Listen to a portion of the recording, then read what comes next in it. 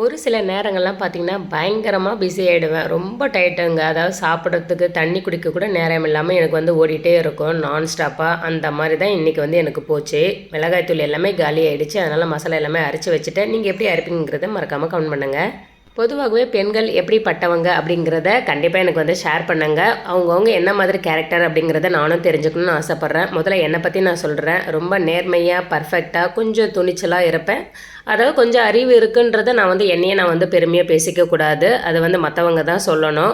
அதனால் இது வந்து நம்மளே பெருமையாக பேசினா கொஞ்சம் ரொம்ப வந்து தப்பாக போயிடுற மாதிரி இருக்கும் இல்லைங்களா? நான் வந்து என்ன சொல்ல வரேன்னா, ரொம்ப கோவம் வருங்க. எனக்கு பயங்கரமான கோவம் வரும். ஆனால் என்னுடைய கோவம் நியாயமுள்ள கோவங்க. என்றைக்குமே வந்து நியாயமுள்ள கோவம் கோவப்படலாம். அது தப்பே கிடையாது. ஆனால் பொதுவாகவே பெண்கள் எப்படி இருக்கணும்னு ஆசைப்பட்றேன்னா, நல்லா தைரியமாகவும், துணிச்சலாகவும், நேர்மையாகவும், புத்திசாலித்தனமாகவும் இருங்க. என்றைக்குமே முட்டாளாவும், கோழையாகவும் மட்டும் தயவு செய்து இருந்துடாதீங்க. இதில் எந்த மாதிரி டைப் அப்படிங்கிறத நீங்கள் மறக்காமல் கமெண்ட் பண்ணுங்கள்.